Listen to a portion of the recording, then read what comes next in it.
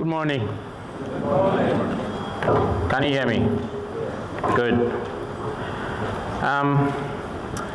We thank God for how far He has brought us in our journey.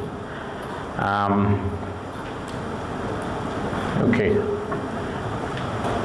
Some spoke for hours and more. I have been limited in time, so that's fine.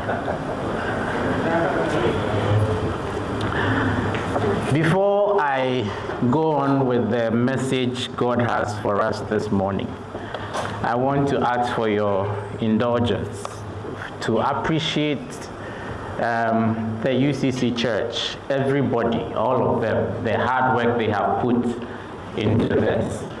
I am so proud of you and your show of dedication, commitment, and devotion. And so I don't know how to do that. If you are comfortable, let's give them a round of applause. And please, as we clap, wherever you are as a UCC member, just stand up so that they acknowledge you. Miranda, I can see you. Let's be on our feet. You've done very well. You've done very well. Let's keep the claps going. Many of them are not here. Some are still cooking. And I want to say a special thank you to my wife for, yes. Adwa, let's see you. Yes. Thank you for everything. So this morning, we are engaging ourselves on the topic pursuing spirituality over, and again, I'm going to struggle with this word, so just so you know, secularism. So when we get there, I'll slow down.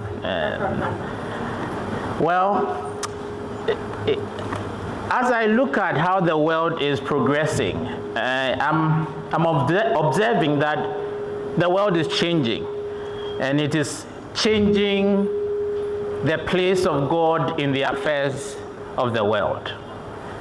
I believe that God has intentionally been pushed out of the public square. While science and technology are advancing, the things of God are on a steady decline. There is now no place for the sacred in the public square.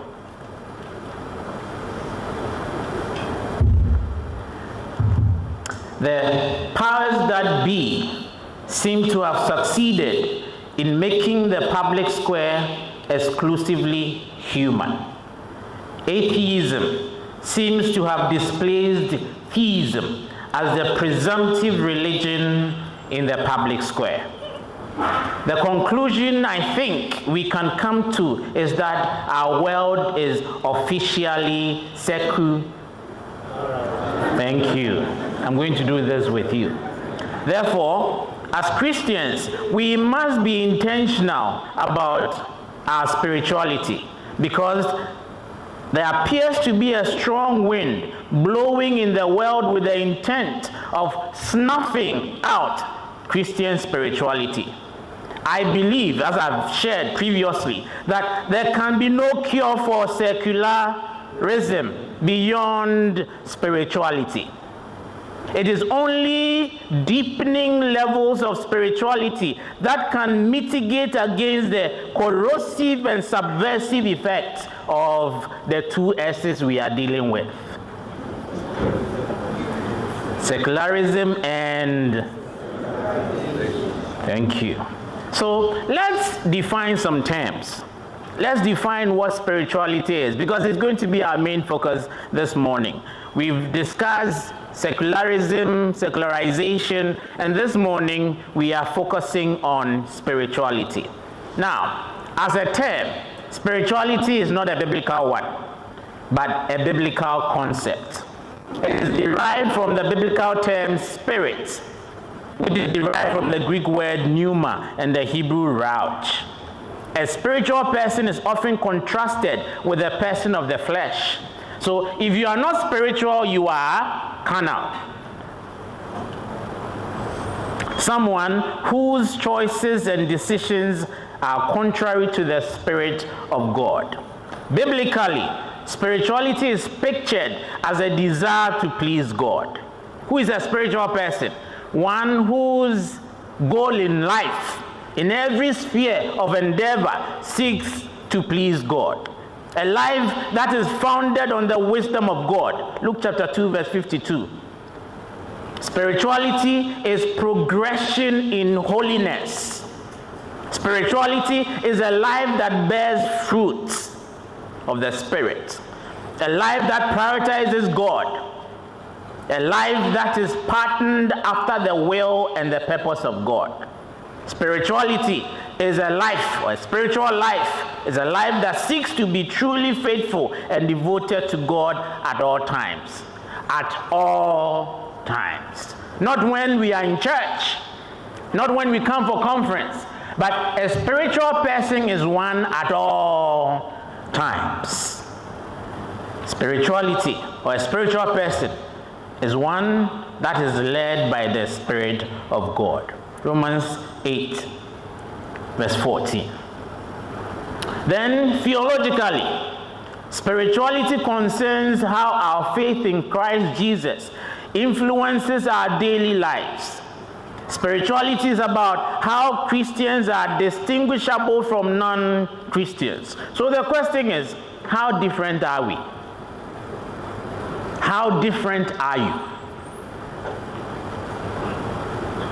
With your peers, in your family, how different are you?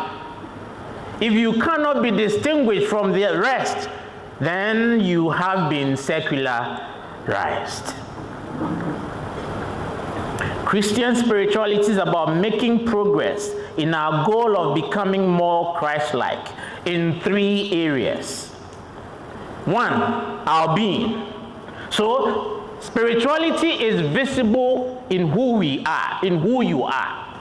Your being, your essence as a person. 2, in your relationships. A spiritual person relates to people in a different way. And 3, in your practices. Let's get a bit more. In terms of our being, spirituality is primarily focused on recovering the essence of the human being, who we were originally created to be and to become. This concerns the divine image and essence we inherited from God before humanity lost their innocence because of sin. Scripture says that we are created in God's image and likeness. But sin happened. That image and likeness was a bit truncated and distorted. And so, pursuing spirituality means we are seeking to recover that original image, that original intent, that original purpose for which God created us. The nature that loved God, the nature that partnered with God by taking care of creation. Let me stop here. Brothers and sisters, spirituality is seen in how we take care of the things God created. Spiritual people do not litter. Spiritual people do not behave anyhow in the environment. So even though we can come to God with all this pristine appearance, if we are not taking care of God's creation, it is a dent in our nature. So we must be careful. We must realize this. We don't talk about this much, but I hope now we begin to, because in Genesis, part of the responsibility God gave to humankind is that we should take care of the earth and cultivate it. Is that not it? So, a spiritual person is conscious of what he or she does in the environment. And so we must be conscious of that. And so we partner with God in taking care of creation. And the nature which was the exact spiritual, intellectual, and evolutional image of God. The Apostle Paul put it this way: in him we live and move and have our being. Acts chapter 17, verse 28. Therefore, a spiritual person is content to live life the way God designated it to be lived. A spiritual person is content to live life the way God designated it to be lived? Are you content? In Ephesians 5:22 following, certain categories of people were mentioned: wives, husbands, children, in chapter 6, slaves. God has designated a place for each one of us and how we must live. Are you content to live that way? Do you find it comfortable as a wife to submit to your husband because that is what God expects of you? Are you content? If you are growing spiritually. If you are not, then there is something still lacking. Kids, obey your parents. Are you content? Slaves, or those of us who work, we should work as if we are not working for our master, but we are working for Christ. Are you content in working and living that way? So who is a spiritual person? A spiritual person is not one who stands somewhere and shouts and there is a set. No. Whilst that person goes to work and begins to add zeros and cheat and all that, that is not a spiritual person. A spiritual person is one who lives life the way God designed life to be lived. And so, a husband has no qualms with embracing his role as designated by God, loving, as Akwasi would say, only one wife. A wife has no trouble embracing the fact that she is supposed to submit to the husband. And that is how we grow spiritually. Therefore, spirituality is living and functioning as God intended for us in every sphere of life. Now you are students. God has something to say for how you live.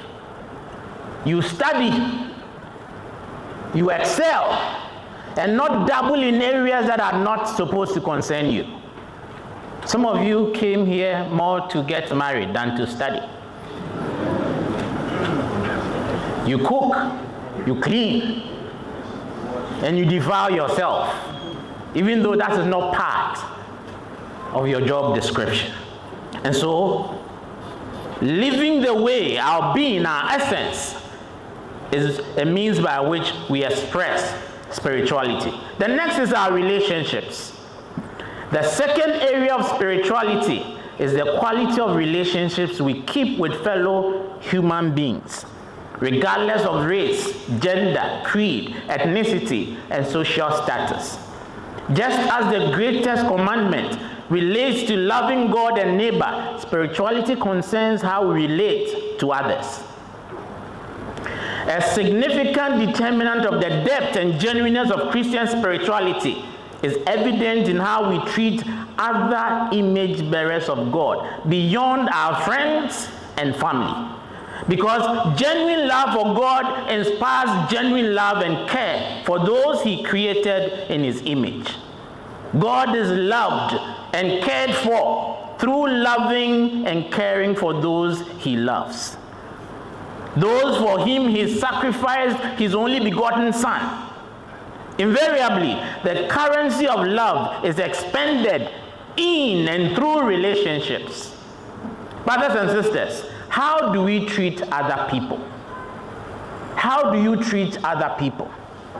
Other people from other tribes, other people from another gender. We claim to be Christians, but we scorn and despise people who do not look like us. And we come to church and say that we are the one true church. That cannot be. We must treat people because they bear the image of God.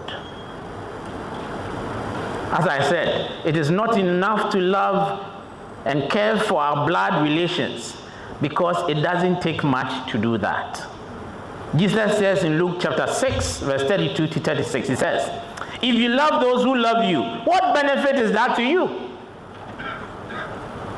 For even sinners love those who love them. And if you do good to those who do good to you, what benefit is that to you? For even sinners do same. If you lend to those from whom you expect to receive, what credit is that to you? Even sinners lend to sinners to get back the same amount. He says, but you love your enemies and do good and lend, expecting nothing in return, and your reward will be great. And you'll be sons and daughters of the Most High, for he is kind to the ungrateful and the evil. Be merciful, even as your Father is merciful. How do you treat people? Therefore, spirituality is about doing good to people merely by virtue of our common humanity, and not because of any special, familial, social, professional, tribal, ethnic, political, or romantic relationship. That is spirituality. The third area is our actions, because people express their being and their relationships in actions. Whatever spiritual values we have internalized shows up in our actions. If you want to know whether you are spiritual or not, don't look far. Just assess your actions. You can be a member of the church, but your actions may not be consistent with the Lord of the church. Therefore, the conclusion is that you are still a babe. You are not growing. Thus, the only means by which our being and relationship can be audited and verified as being authentically Christian is through our actions. Our actions are the fruit that will bear us out, whether we are planted in the spirit or in the flesh. Obedient actions are the irrefutable evidence of Christian spirituality. Out of the abundance of the Spirit's work in us, our lives would unveil them in our actions through the choices and decisions we make. When we are formed spiritually, we are neither hypocrites nor cowards. Let me ask you, which one are you? A hypocrite or a coward? Because for a hypocrite, he talks about being a child of God, being a Christian, but he has no heart in the things he says. A coward believes, but lacks the courage to practice these things. Both of them are headed somewhere and not close to God. Which one are you? And so, the question becomes, how do we pursue spirituality over secularism? How do we overcome? How do we maintain our Christian identity? From the text that was read to us, I want us to get some ideas from Paul. I strongly believe that the letter to the Ephesians anticipates and addresses some of the challenges that secularism poses. For instance, chapter 1 anticipates and addresses exclusive humanism. Paul takes time to outline all the spiritual blessings God makes available through Christ to meet the pressing human needs. It is as if Paul were telling those who would be tempted to think that they can make life without God to think again.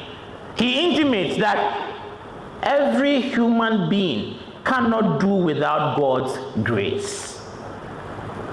And so he enumerates a lot of the things we need in this life that is provided for by God. But our focus is in chapter 5.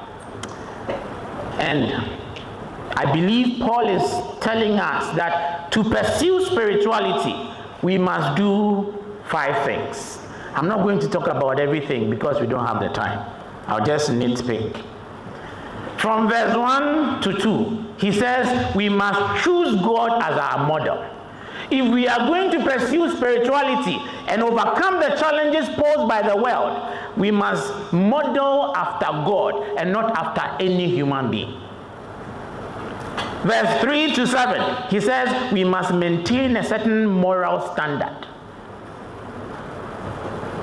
8 to 10, he says, we must keep the lights on. 11 to 14, he says, we must let the lights work.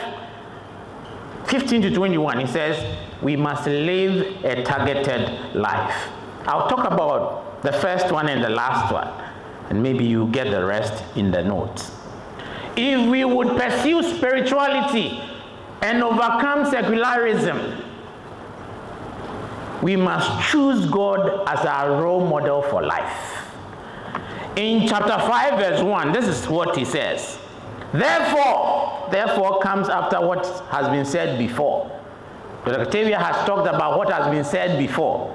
Therefore, based on the indicatives, he says, be imitators of God as beloved children and walk in love as Christ loved us and gave himself up for us as a fragrant offering and sacrifice to God.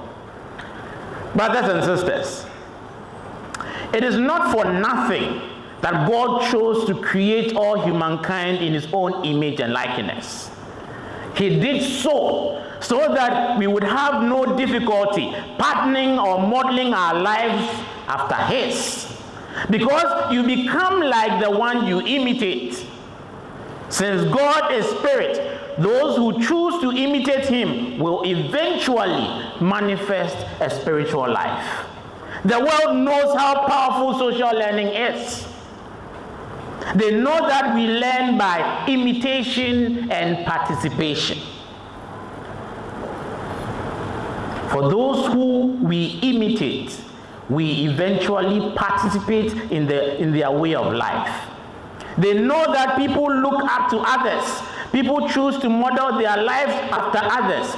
That is why through the power of television and social media, they offer us viable, glamorous, and even more exciting role models to compete with God for our attention, loyalty, and allegiance. They call them influencers. And such is their purpose, to reduce the level of God's influence on our lives.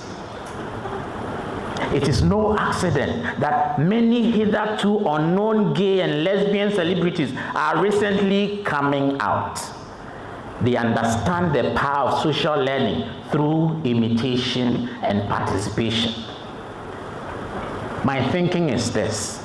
Most of us are secular in our orientation because we have chosen secular role models.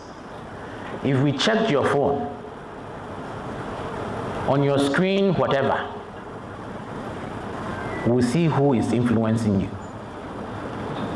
Adeloy? We imitate and eventually participate in their way of life and their way of love. Most of you, your lives are not like Christ because you have a different influencer. Most of you do not think that lesbianism and gayism is wrong because the person who is your role model is one. And that is the purpose. To reduce adherence to God's will. Even though we claim to be Christians, most of us think we feel and act more like these social influencers more than Christ. Our mindset and worldviews are shaped more by these influences than the God we claim to worship. As Dr. Gertner indicated, secularism is about division. The role of these people is to divide our loyalty, commitment, and allegiance between them and God. Such division becomes a fatal ground for the development of hypocrisy, duplicity, and mendacity. I'm wondering how you are going to sign that.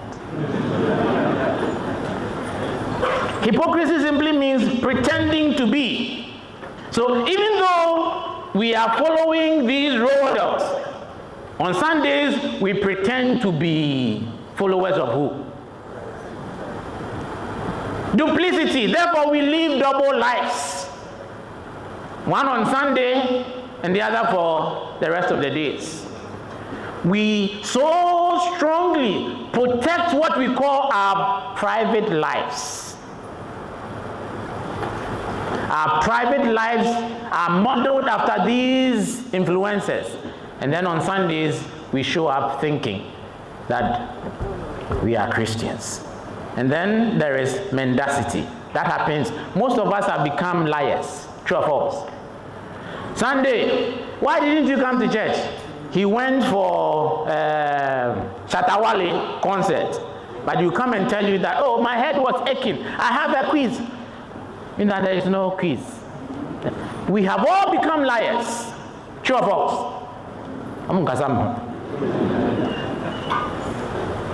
All because of the role models we have chosen.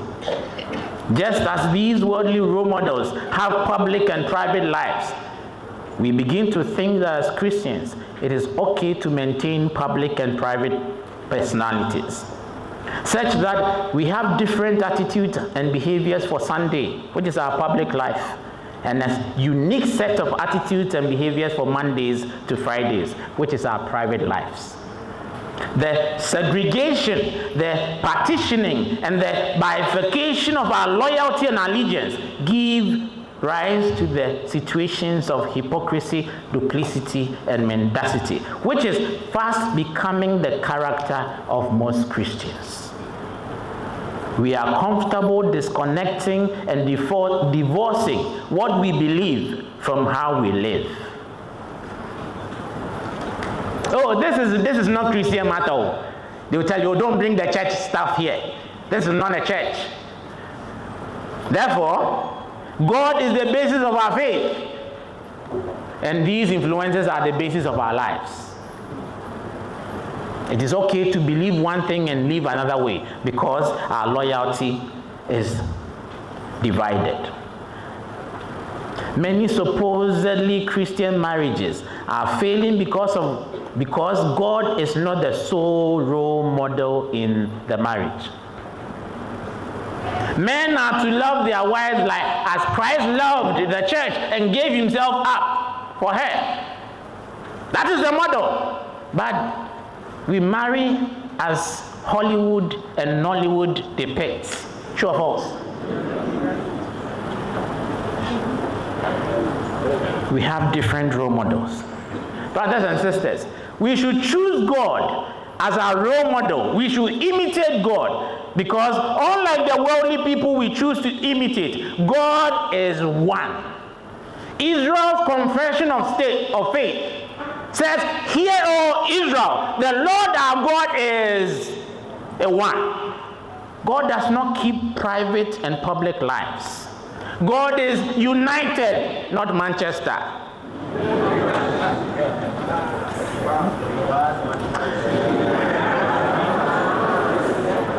His public and private lives are all the same. God is integrated. Who he is the foundation of how he lives.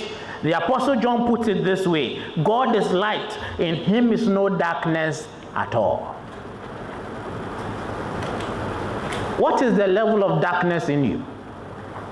Even though we are children of light, some of us are comfortable maintaining some modicum of darkness. We think it is okay for this life. Brothers and sisters, you are living that way because God is not your role model. There is no division, there is no contradiction, there is no discrepancy in the character of God. God is not secular. The Hebrew writer puts it this way: he acknowledges that, like Jesus Christ, God is the same yesterday and today and forever. God's life does not change. His character does not change. His truth does not change. His ways do not change. His purpose does not change. And his Son has not changed. If we chose God as our role model, we will be compelled to maintain a consistent lifestyle, whether it is raining or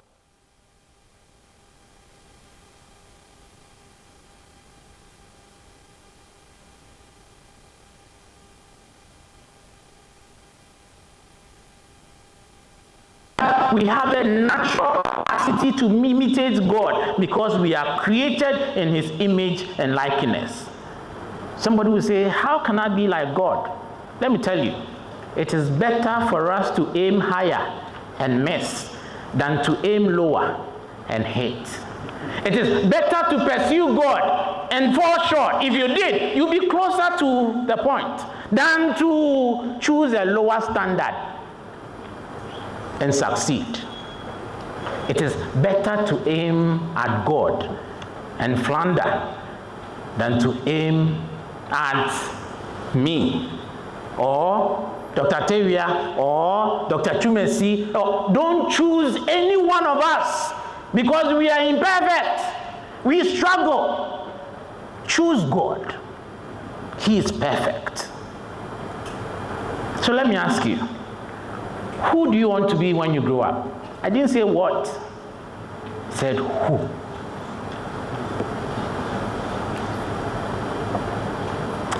The next, we must commit to lofty moral and ethical standards.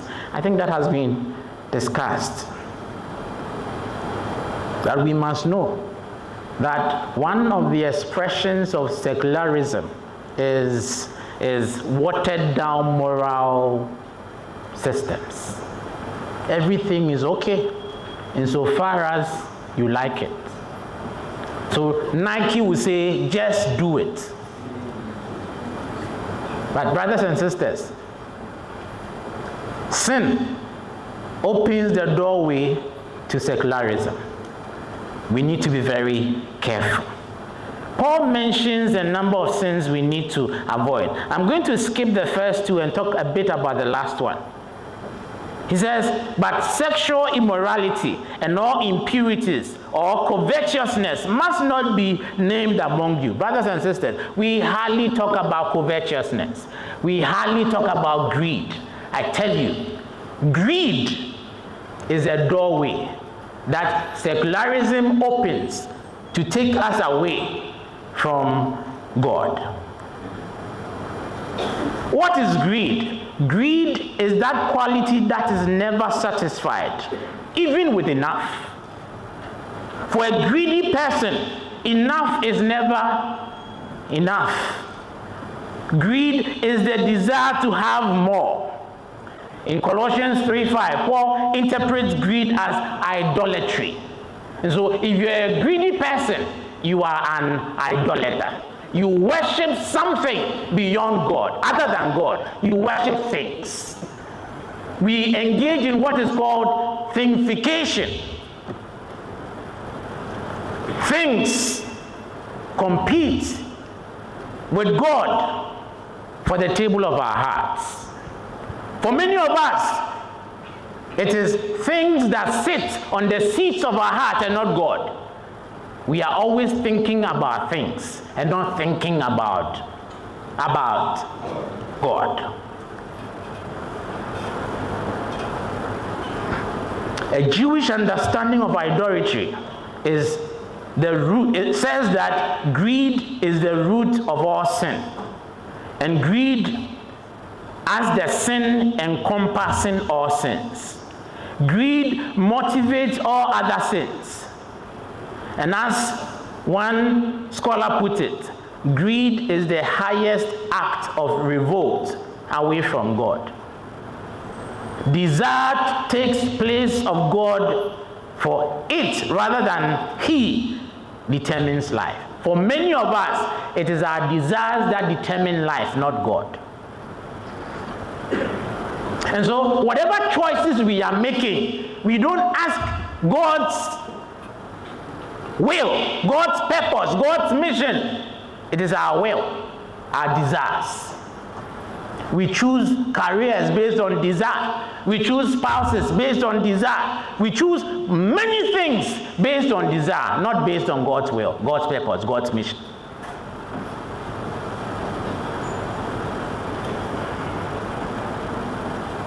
The desire to have more motivates both sexual sin and other sins. Indeed, sin has been described as seeking to get more out of life than God put into it. Sin is seeking to derive more out of life. And so an accountant wants more than his pay. A teacher wants more than his pay. A student wants to be more than just a student. We want more. We are not satisfied with the parameters God has set for us. We want more. And because we want more, everything becomes possible. Nothing is out of coverage area for us, even though we say we are.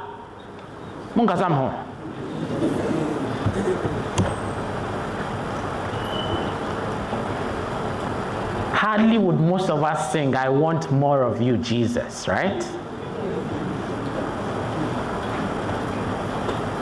There's a song that goes like this: "Take the world and give me Jesus." I don't know whether many of us know how to sing it, because it is not a song we want to sing. For many of us, give me the world and take away. I'm only speaking your heart because I am part of the trouble. Greed. Even though God has packed life full of good things, most of us are never satisfied. Enough is not enough for us. When desire takes over, especially with sexual relations, it distorts the mind, debilitates us, disrupts life, and eventually enslaves us. Most of us have become slaves to our desires.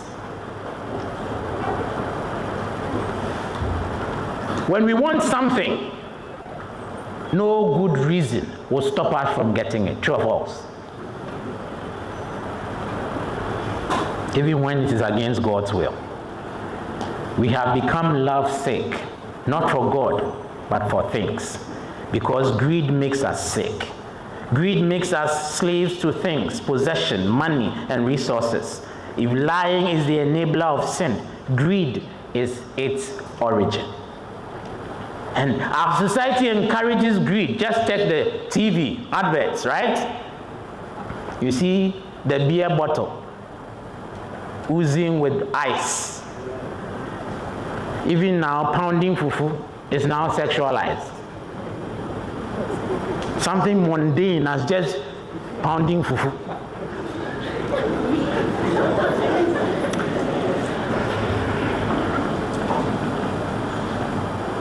Our society encourages greed. The reason why selfishness, self-centeredness, and self-absorption have become global pandemics, eating away the souls of nations, resulting in staggering impoverishment of many and the affluent of a few. Because of greed, children today are socialized to idolize pleasure and possession. Many Christians denounce sexual sins, but are mute when it comes to greed. In situations where people dread poverty more than losing their relationship with God, greed is no longer perceived as a sin, but a virtue. Greed has become the colorless, odorless, tasteless gas that is poisoning our society and destroying our country, and I mean Ghana, our politics, our natural resources. Check the color of our waters. Greed has turned them. What is the color? Brown.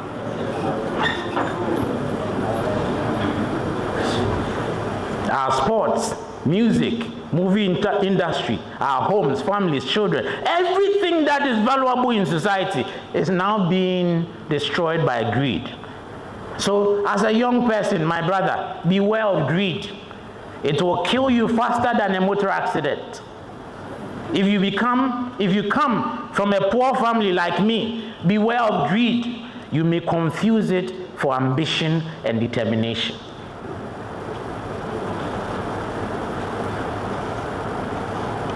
I'm skipping.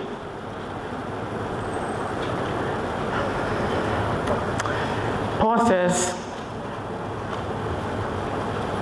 we should keep the lights on. Beyond choosing God as our role model, beyond adhering to higher moral standards, one way of pursuing spirituality is that keep the light on. In verse 6, he says, let no one deceive you with empty words, for because of these the wrath of God comes upon the sons of disobedience. Therefore, do not become partners with them. For at one time you were darkness, but now you are light in the world. He says, walk as children of light. Where do you walk? He says, Colossians says that he has transferred us, translated us from the kingdom of darkness to the kingdom of his dear Son.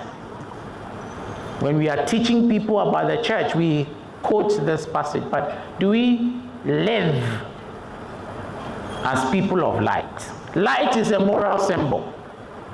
It represents that which is good, that which is right, that which is pure, holy. So walking as people of light suggests that, and you know, in walking there is progression. As Christians, we must progress in our walk in righteousness. We should never stop until we get to that destination. In walking there is separation. We must know where darkness is and avoid it and keep walking in light. In walking there is a destination, and the destination is becoming more like God. Until you have reached that destination, you don't stop walking. But many of us enjoy darkness more than we enjoy light. True or false? True or false? Keeping our lights on means that we must live continually in the Lord, aware of him, determined by him, and always discerning what is pleasing to him. Constant fellowship with the Lord is what keeps our lights on. To keep our lights on, we must refuse to compromise our moral integrity. There must never come a time in our lives where sin, greed, and inappropriate language and all the forms of sexual immorality become normal for us. To keep our lights on, we must perform positive actions. We must help people in need. We must show respect to people. We must seek opportunities to make a difference in someone's life each day. Each day I do a golden deed by helping those who are in need. Don't just sing that song. Live the song. How do we keep our lights on? By exposing the darkness for what it is. Brothers and sisters, let us learn to be comfortable with accountability, because that is what light does to darkness. In the absence of light, we see darkness. And when light occurs, darkness dispels. And we must keep one another accountable, because we are in the light. In verse 11 to 15, it says, we should let the light do its work. I told the story of when I was a young boy in the village and seeing the flashlight for the first time. If you put a flashlight in the hands of a baby, you see that it will not know how to use it, right? To be flashing it everywhere. But if we are going to pursue spirituality, we must not only be the light, we must allow the light in us to do its work. I'll leave that thought there. My interest is in verse 15 and 21. It says, look carefully then how you walk, not as unwise, but as wise.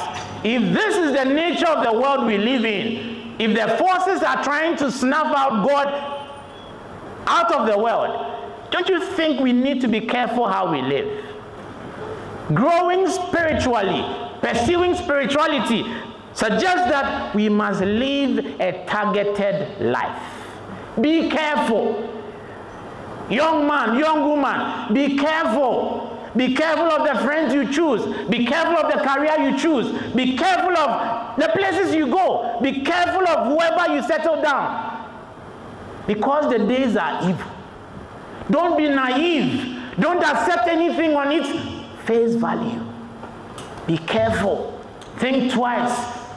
Pray thrice before you decide. Be careful. You see, because of television, most of us have stopped thinking. Or most of us don't know that too much TV or audio visual hampers our capacity to think and to imagine.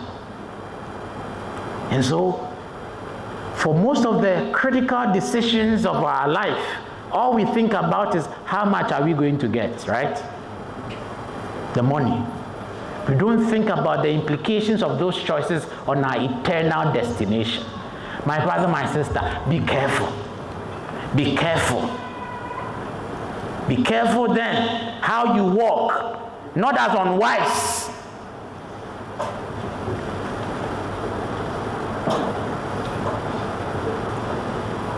Don't walk as somebody who is a fool.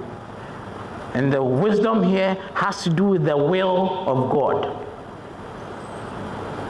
A wise person understands the will and the purpose of God, and that informs how he lives.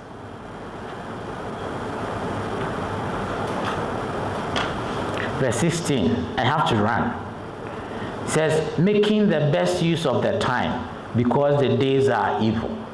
How do you use your time? In a time and a place where the things of God are becoming scarce, how do you use your time? We must use our time to get closer to God every time. So TikTok, Facebook,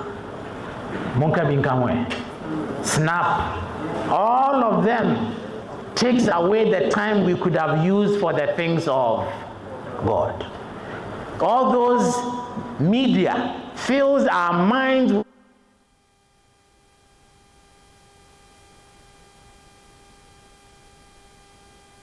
for what you watch.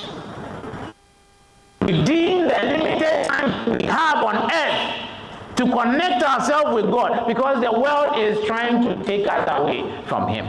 Be careful how you live. Don't be unwise. Don't think that technology is meant to make your life comfortable. That is true. But in that comfort, you'll be distancing yourself from God. They say time is up. But I wanted to introduce you to the spiritual disciplines. But I made a promise that I'm not going to. One time I want to see me comment. 5 minutes. Okay, so let's run through.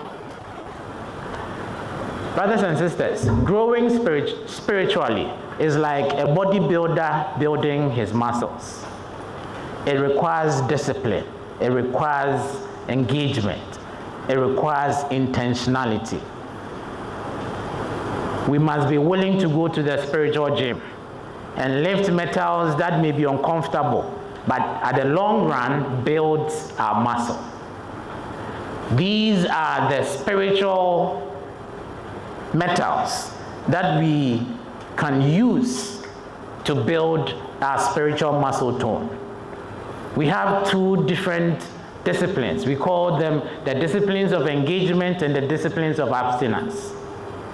And so there are some disciplines that we must do, and there are some disciplines that we must stop doing. Solitude. Sometimes we must develop the discipline to make time to be with God alone. Most of us are afraid to be alone because alone our evil thoughts emerges. And so we don't want to be alone. But we must be intentional about abstaining from interacting with other human beings, denying ourselves of certain companionships, Brothers and sisters, there are some people that do not have to be in your life. You must also stop some intercourse. And I don't mean sexual intercourse, I mean human intercourse. In solitude, we communicate to those who need us to keep their lives in place, that they need God more than they need us. Some of us have become proud and arrogant because we think everybody depends on us. But in solitude, we learn to accept the reality that we are fungible, we are dispensable. And so solitude encourages humility. It tells you that the world can go on without me. Silence. Silence closes us to sound. And I tell you, nothing disrupts spirituality more than sound. And I tell you, the reason why we have these earpods, I don't think they are accidental. Most of you are drowning yourself in sound to the extent that you lose awareness of God. True or false? Fasting. Fasting is abstaining from food and feasting on the food God makes available on the spiritual table. Fasting reveals our inordinate dependence on food. The absence of food in our lives is more noticeable than the absence of God. True or false?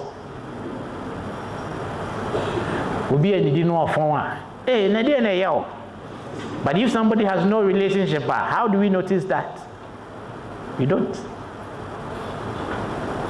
Like Esau, many of us so gleefully exchange our spiritual birthright for food. The desire to have our tummies full and the fear of hunger is the basis of many of the decisions we take in life. True or false? Fasting helps us to know that we can sustain ourselves beyond food. And God has food that is not on the table. There is frugality, how we use money. There is chastity, how we use our body. There is secrecy. Secrecy is concerned with avoiding our good deeds and qualities to be publicized. It keeps our ego in check. We trust God to shed light on our deeds in the kingdom in the right time. There is sacrifice. The discipline of sacrifice, we abstain from possession. We relinquish the security of meeting our needs with what we own. Sacrifice is about total abandonment to God. It is deferring to faith and hope that God will provide regardless. And so, if you develop that discipline, you are able to sacrifice your means to help other people. There is more. And then we have the disciplines of engagement, Bible study. And there is memorization of God's word. How does that help us grow spiritually? In Matthew chapter 4, we learn the experience of Jesus when he was tempted. Let me ask you, when you are faced with any temptation, do you have a scripture that comes to your mind? The reason why many of us are falling into temptation is that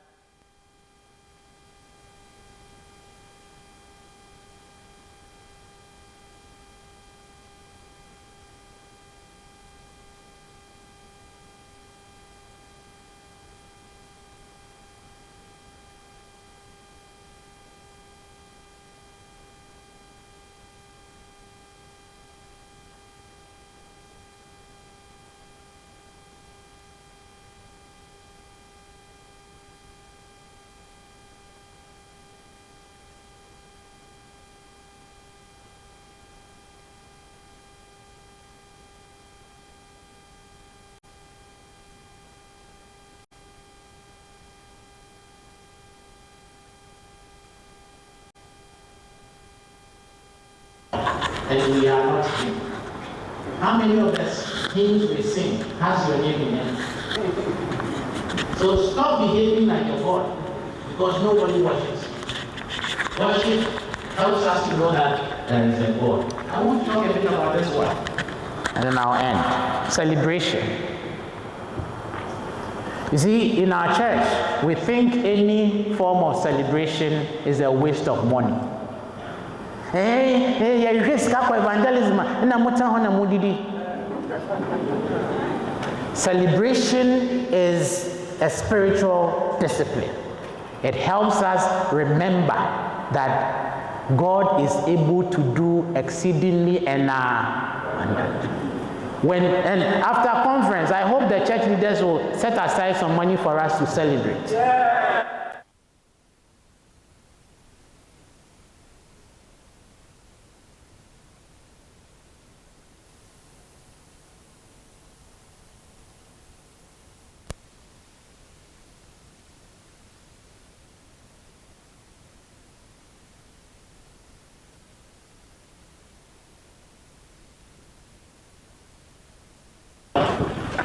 They celebrated many of the wondrous things God did for them.